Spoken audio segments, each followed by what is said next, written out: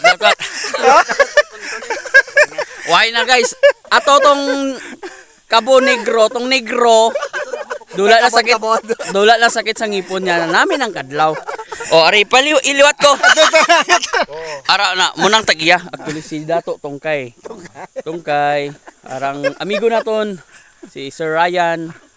Sir Tungkay. Amo ni kay perti ka nami ning lupa gid diri sa tutuod lang. Ato mga lasang na lasang. Amo to amon. Amo tong inyo. Amo nang amon. Nga kadtuan buwas.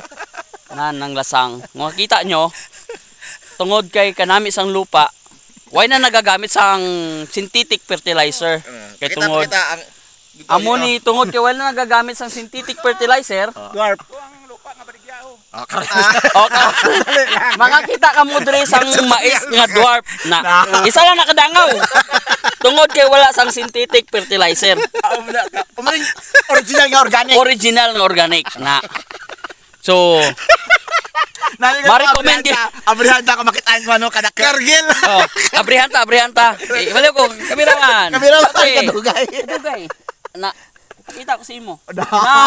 Amo na siya. So kung magtanom ka sang mais dire, kalugian man gid mo. Kay wala man unod. Kuha nyo na. So kung magbakal ka mo lupa dire, dala ka mo sako kag pala.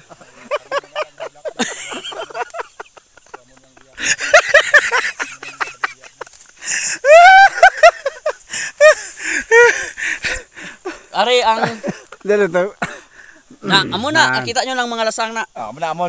Ara nang ginabaligya nga mga andi takway. Ilang taon na namon buwas kung may mga takway. Ara mo ng mga kahoy. Ginabaligya na nila.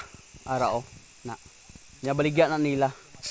So damo pa sa sang kahoy nga mga lawaan. So para sa niyo, ara nato. Dako na nga punuan. Tapos tadlong pagid na. Ara isa lang kabilog, pulang dahon. Kag amo ning diri si Dato Tungkay. Kara iya na siliran, no. Tong ga problema siya kay itong mais nga tanom niya dire. Why na siya siliron. Amo na nga why niya na ginharvest. Amo ning dryer dire ni Dato Tungkay. So kinahanglan pa namon sang balas kag siminto. Donation. So why kami gapanga isang donation. No? Pero kung mahatag ka mo, madawat kami. Nan, amo lang na siya kasimple dire. Nan. So makita nimo maaliwalas. Actually, amo ni siyang tagiya sang cellphone, hindi na akon.